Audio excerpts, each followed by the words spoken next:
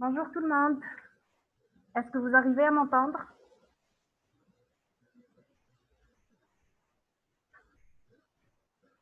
Très bien, on va commencer le cours alors. Bonjour. D'accord, merci.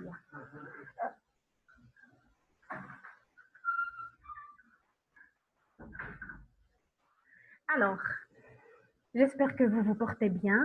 Aujourd'hui, c'est Dr Feknous. On va faire un cours sur l'hernie discale lombaire.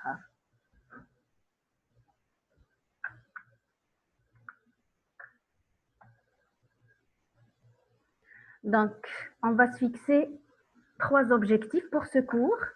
Le premier, c'est de définir c'est quoi une hernie discale lombaire. Le deuxième, c'est de connaître comment elle se manifeste. Et troisième objectif, c'est de définir les situations où la prise en charge chirurgicale est urgente. On va commencer par définir. La névralgie sciatique traduit la souffrance des racines L5 ou S1 comprimées par la hernie du disque intervertébral dans le canal rachidien. Ça veut dire quoi tout ça? Donc là, regardez, la névralgie sciatique traduit la souffrance. On voit bien qu'il y a une racine qui est en train de souffrir, tout simplement parce qu'elle est comprimée par une hernie du disque intervertébral dans le canal rachidien. On va faire un bref rappel anatomique. Vous savez que la colonne vertébrale, c'est l'empilement de plusieurs vertèbres, donc 5 cervicales, 12 thoraciques, 5 lombaires et le sacrum. Si on fait une coupe anatomique sur la vertèbre, qu'est-ce qu'on va trouver? On va trouver, là, on parle de moelle, mais en matière d'hernie discale, c'est les racines de la queue de cheval. Vous savez très bien que la moelle commence au niveau du tronc occipital, elle descend jusqu'au niveau de L1, L2. Donc, cette moelle-là, elle est protégée par une dure mère, on voit bien les racines. Quant à l'enceinte osseuse qui l'entoure et qui la protège, donc on a en avant le corps vertébral, les pédicules, les trous de conjugaison où sortent les nerfs, on a les articulaires, les deux lames qui vont fusionner pour nous donner l'apophyse épineuse.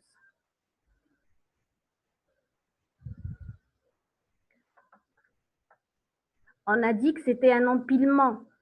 Regardez, entre chaque vertèbre, il y a un disque. Le rôle du disque, c'est un amortisseur. Donc, il va partager les forces sur tout le disque pour ne pas qu'il y ait, il va partager toutes les forces sur le disque. Donc, sur le plan anatomique, qu'est-ce qu'on a? On a le disque, il est constitué par le noyau, qui est très gélatineux, qui est très hydraté, donc c'est le noyau pulposus, et encerclé et engainé par le noyau fibreux. Donc, dans la coupe en bas et à droite, qu'est-ce qu'on a? Un disque normal, c'est-à-dire donc le noyau gélatineux, il est à sa place, le noyau fibreux qui l'entoure, la même chose, il n'est pas fissuré et on voit bien que les racines sont libres. Par contre, quand on a une hernie discale, qu'est-ce qu'il va y avoir? Il va y avoir une fissuration du disque avec issue du noyau gélatineux qui va venir et qui va comprimer la racine. Donc, on va faire un rappel anatomophysiologique. Regardez ici, donc entre chaque vertèbre, il y a des disques. Là, c'est un disque qui est normal avec un espace intervertébral qui est correct. Là, on commence à avoir une dégénérescence discale. Plus en bas, il y a un bombement discal. Et là, on voit bien qu'il y a une hernie discale qui est bien évidente. Il faut savoir que l'empilement des vertèbres, quand on a entre chaque vertèbre, il y a des disques. Mais en avant, on a ce qu'on appelle le ligament vertébral commun antérieur. Et en arrière, on a ce qu'on appelle le ligament vertébral commun postérieur. Quand on a une protrusion discale, ce disque-là ou bien cette hernie, quand elle comprime le ligament vertébral commun postérieur, qu'est-ce qu'il va y avoir cliniquement? Il va y avoir ce qu'on appelle le lumbago, c'est-à-dire c'est des douleurs lombaires, justement localisées juste au niveau lombaire. Mais par contre, quand il y a une déchirure de ce ligament vertébral commun postérieur, qu'est-ce qu'il va y avoir? Il va y avoir des sciatalgies. Regardez bien que là, on voit bien que la racine, elle est comprimée par la hernie.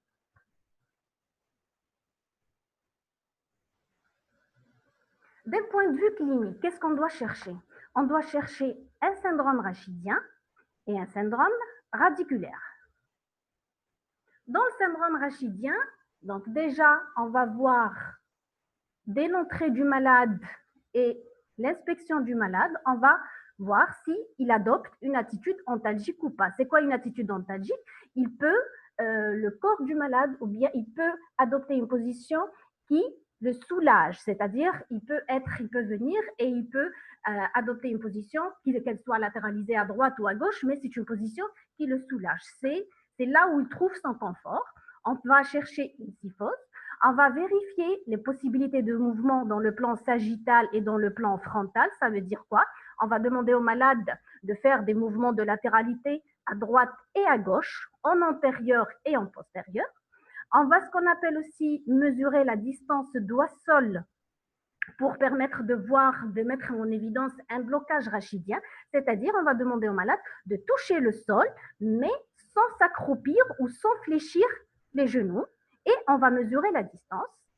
On va palper les apophyses épineuses en L4, en L5 et en S1. Si cette palpation elle est douloureuse, là, on parle d'un signe de la sonnette positive. Sur le plan radiculaire ou le syndrome, quand on cherche le syndrome radiculaire, donc la douleur, quand elle est localisée au niveau L5, elle a un trajet qui est bien distinct, c'est-à-dire c'est une douleur qui va, elle aura comme point de départ un niveau lombaire. Après, il va y avoir un trajet au niveau postéro-externe de la fesse, postéro-externe de la cuisse, postéro-externe du mollet, et elle va y aller jusqu'au gros orteil. Donc, c'est une douleur sous forme de décharge électrique. Le malade va venir vous dire « je ressens une douleur sous forme d'un courant électrique ». Ça, c'est le trajet de L5, de la douleur de la racine L5. Par contre, le trajet de la racine S1, il est beaucoup plus postérieur. Qu'est-ce qu'on va voir? On va voir, donc la douleur commence, le point d'origine, il est au niveau lombaire. Ça descend vers la face postérieure de la fesse, la face postérieure de la cuisse, la face postérieure du mollet et jusqu'au petit orteil. Le trajet, il est bien distinct. Donc, il peut s'agir soit de douleur ou bien de paresthésie, donc, qui vont emprunter le même trajet. Et c'est à partir de là qu'on va un peu avoir une idée sur la localisation de la hernie. On va faire un autre examen, l'examen, ce qu'on appelle le signe de Lasek. Le malade, il est sur un plan dur et on va surélever le membre douloureux, le membre où il y a une décharge électrique, une douleur sous forme de décharge électrique. On va surélever et on va mesurer l'angle que fait le membre inférieur du malade avec la table. Donc, si à ce niveau-là, il vous dit « j'ai mal, j'ai une douleur au niveau du membre inférieur », donc on mesure cet angle-là et comme dans cette image-là, dans cette illustration, on a un angle pratiquement de 30 degrés. Si on surélève encore et il vous dit « hop, arrêtez, là j'ai mal », donc ce sera plus, ce sera 45 degrés et ainsi de suite. Dans l'examen neurologique aussi, il faut rechercher s'il y a un déficit moteur, un déficit à la dorsiflexion ou bien un déficit, on a un pied tombant. Parfois, les malades ne viennent pas à temps et ils négligent leur douleur jusqu'au point d'arriver à une diminution de la force musculaire au niveau du membre. Sur le plan exploration radiologique, il y a certaines explorations à demander.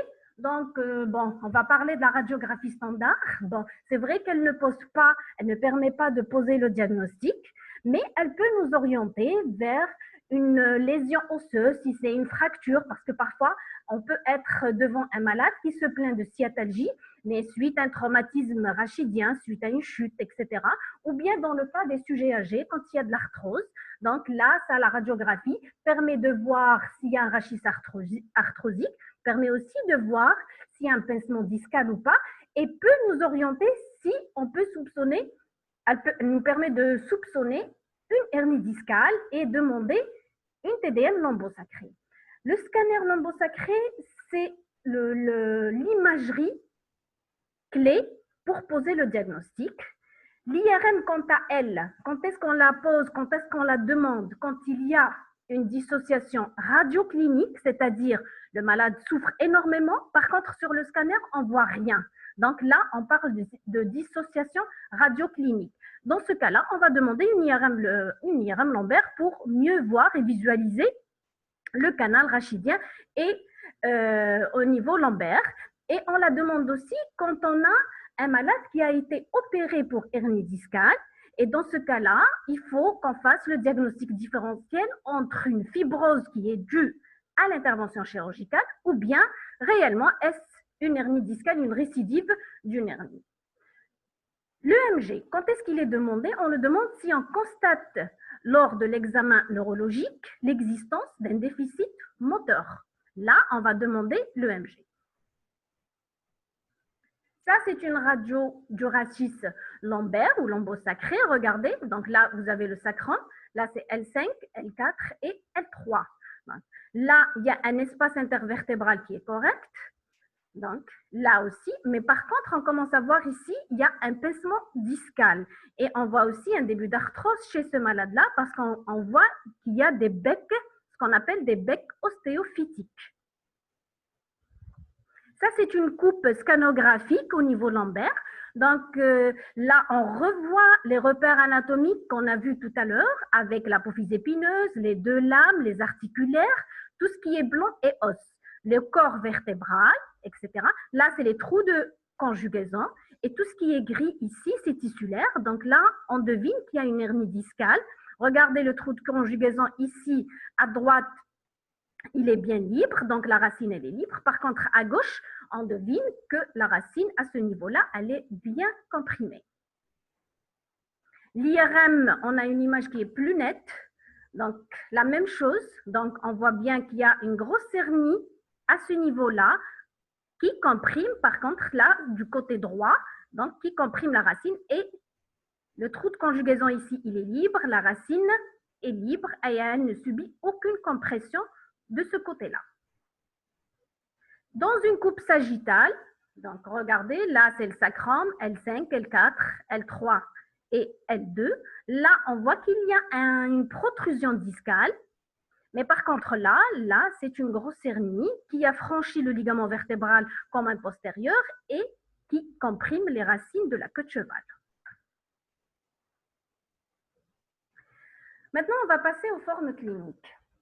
Dans ces formes-là, on va voir quelles sont les formes qui sont jugées, qui nécessitent une prise en charge chirurgicale en urgence et celles où on peut temporiser avec un traitement médical, un repos, et on verra par la suite l'évolution de la sciatalgie. La première des choses, les cruralgies. Les cruralgies, c'est une atteinte des nerfs, du nerf crural. Donc, c'est au niveau de L3, L4. Le trajet n'est pas le même. C'est un trajet qui part, le point d'origine, il est lombaire, mais par contre, il a un trajet qui est antérieur, c'est-à-dire ça va descendre au niveau de la face antéro-interne de la cuisse. Ça, c'est les cruralgies, c'est-à-dire soit on a une hernie ou une lésion au niveau de L3, L4 ou bien L2, L3. La deuxième forme, c'est la sciatique parésienne. Quand on parle de parésie, c'est que ça veut dire qu'il y a une diminution de la force musculaire. Voilà. Donc, dans ce cas-là, ce n'est pas une urgence, mais par contre, il faut la surveiller de très près. On va donner un traitement et surveiller le malade s'il s'améliore ou pas, ou s'il va passer à la forme de sciatique paralysante, c'est-à-dire il y a un déficit moteur qui est net, il n'y a plus de force musculaire. Si là, on est devant un malade qui a une sciatalgie avec un déficit moteur qui est net, un pied tombant ou un déficit à la dorsiflexion avec une paralysie complète, là, c'est une urgence neurochirurgicale. Le malade doit être opéré en urgence. La quatrième forme, qui est la sciatique hyperalgique, quand on dit hyperalgique, elle ne cède pas ni sous les antalgiques, ni sous les anti-inflammatoires, ni sous les corticoïdes. Donc, c'est une sciatique hyperalgique et là aussi, elle constitue une urgence neurochirurgicale. Quant au syndrome, la dernière forme, qui est le syndrome de la queue de cheval, là aussi, c'est une urgence neurochirurgicale. Donc, c'est une hernie qui comprime toutes les racines de la queue de cheval. Elle va se manifester par 3 signes ou 3 symptômes. Le premier, c'est le déficit moteur au niveau des 2 membres inférieurs. Le deuxième, c'est des troubles sphinctériens à type d'incontinence urinaire, rétention urinaire. Et le troisième signe, c'est une anesthésie en selle. Donc, les 3 formes qui représentent, qui sont des formes qui nécessitent une prise en charge chirurgicale urgente, c'est bien la sciatique paralysante, la sciatique hyperalgique rebelle à tous les anti-inflammatoires au traitement médical et le syndrome de la queue de cheval. Et on arrive au traitement. Le traitement, donc on va tout d'abord commencer par un traitement médical. Il y a une douleur, donc on va donner des antalgiques. Il y a une inflammation de la racine parce qu'elle est comprimée par un disque, on va donner des anti-inflammatoires, mais également on va donner des myorelaxants parce qu'il y a une contracture des muscles paravertébraux. Tout ça, si on donne un traitement médical sans qu'il y ait une hygiène de vie, ça ne sert absolument à rien parce que le malade doit avoir une bonne hygiène de vie, c'est-à-dire il doit éviter, s'il est obèse, il doit diminuer le poids parce que la charge pondérale peut avoir un effet sur le rachis lombaire. Et si ça dépend, s'il fait un travail où il porte des choses lourdes, il doit s'arrêter. Il faut qu'il évite toutes les positions debout prolongées, assises prolongées, les voyages longue distance.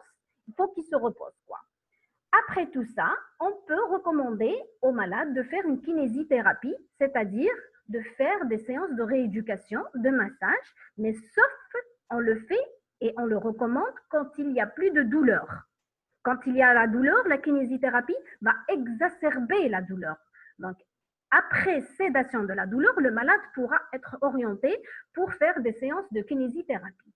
Quant au traitement chirurgical, le traitement chirurgical, donc, il consiste, son but, c'est de décomprimer la racine par un abord interlamaire en faisant une dissectomie et une herniectomie. Voilà. Je vous remercie.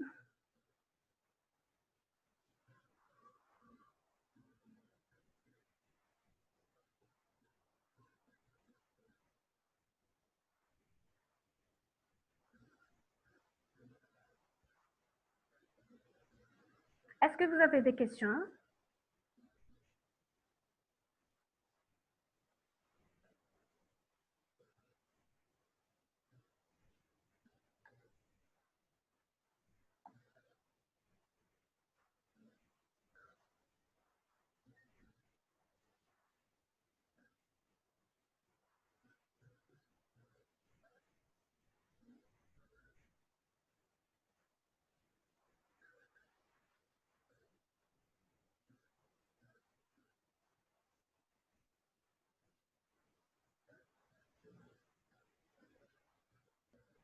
Donc, j'ai une question ici. C'est quoi l'anesthésie en selle? Une anesthésie en selle, c'est qu'au niveau du périnée, le malade vous dit « je ressens rien ». Quand il se touche, il touche le périnée, il vous dit qu'il ne ressent rien. Donc, c'est complètement, il est arrivé au stade d'anesthésie. Et une deuxième question qui me dit « c'est quoi l'utilité du signe de la SEC ?» C'est quoi cette utilité? Déjà, tout d'abord, elle fait partie de l'examen neurologique. Et son second rôle, pourquoi? Parce que tout simplement, quand on a un malade qui a une sciatalgie avec un signe de la SEC, par exemple, à 30 degrés, c'est-à-dire l'angle que fait le membre inférieur avec le plan du lit, il est à 30 degrés, là, on mesure le degré de sévérité de l'hernie discale. Si c'est à 30 degrés, c'est que ça veut dire que le malade souffre. S'il y a un signe de la SEC à 90 degrés, c'est-à-dire on peut surélever le membre inférieur sans que ça déclenche une douleur, là, le malade, donc, soit il est en train de simuler, soit tout simplement, il n'est pas arrivé au stade de prise en charge chirurgicale, c'est-à-dire on va commencer juste par lui donner un traitement médical. C'est quoi un signe de la sonnette? Un signe de la sonnette, c'est quoi? Quand vous palpez, quand on palpe, quand on examine le malade et on fait on palpe les apophyses épineuses. Donc, dans ce cas-là, quand c'est douloureux, on dit que c'est un signe de la sonnette positif. Oui, est-ce que la forme de la sciatique parésante peut se transformer vers une forme paralysante? Si elle n'est pas traitée à temps et si elle n'est pas prise en charge à temps, ça peut évoluer vers une sciatique paralysante. Oui. C'est quoi un lumbago? Elle me dit, j'ai pas compris le lumbago. Donc, le lumbago, c'est quoi? Quand on dit le malade, il a un lumbago, ça veut dire que c'est des douleurs lombaires. Il n'y a pas encore, on n'est pas arrivé au stade de sciatalgie. Et sur le plan physiopathologique, comment expliquer pourquoi on commence par avoir un lumbago? Le lumbago, quand il y a une pression sur le ligament vertébral commun postérieur. Quand il y a une pression sur ce ligament-là, donc ça va se répercuter et on va avoir des douleurs au niveau lombaire. Syndrome de la queue de cheval, s'il vous plaît. Le syndrome de la queue de cheval, on l'a dit, donc c'est un syndrome. C'est quoi un syndrome? C'est l'ensemble de symptômes. Et quand on dit syndrome, donc il réunit 3 signes. Le premier, c'est un déficit moteur au niveau des deux membres inférieurs. On peut avoir un déficit moteur. On peut avoir des troubles sphinctériens. Le deuxième signe, c'est les troubles sphinctériens, incontinence ou bien rétention urinaire. Et le troisième truc, c'est bien l'anesthésie en selle dont on a parlé.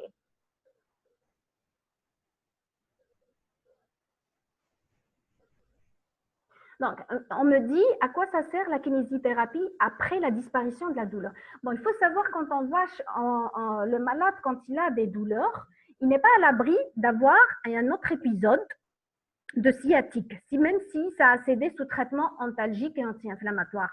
Mais aussi faire des séances de kinésithérapie, donc ça va engainer les muscles paravertébraux, ça va les renforcer, et en même temps, chez le kiné, il va apprendre quelques positions qui vont, c'est-à-dire sa façon, quand il se lève, il ne faut pas qu'il se lève d'une façon brutale, quand il veut porter quelque chose de plus ou moins lourd, il y a une façon de le porter, il ne faut pas s'accroupir rapidement. Donc, au contraire, il faut fléchir un peu les genoux et descendre peu à peu et porter la chose, quoique c'est déconseillé, mais parfois il peut se retrouver face à une situation où il est obligé.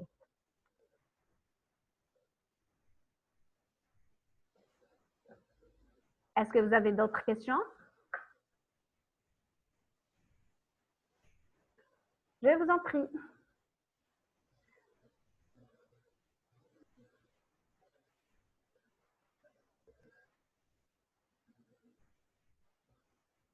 Est-ce que vous voulez qu'on entame le deuxième cours ou vous voulez qu'on fasse une petite pause? Oui, oui, oui. Oui, on continue. Ça va? Vous arrivez à vous... Oui, on entame. Oui, alors je vois que pratiquement tout le monde est unanime et bien réveillé.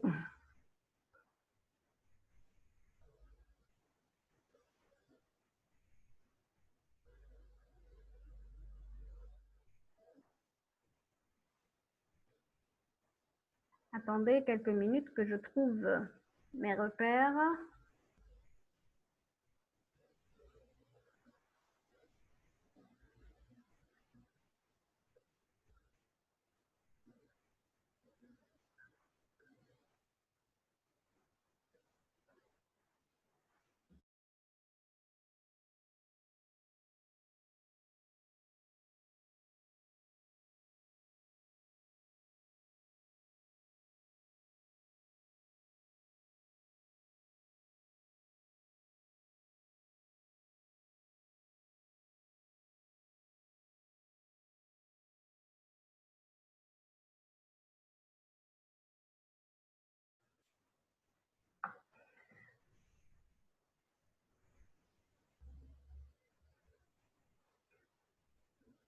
On va démarrer le cours dans quelques minutes.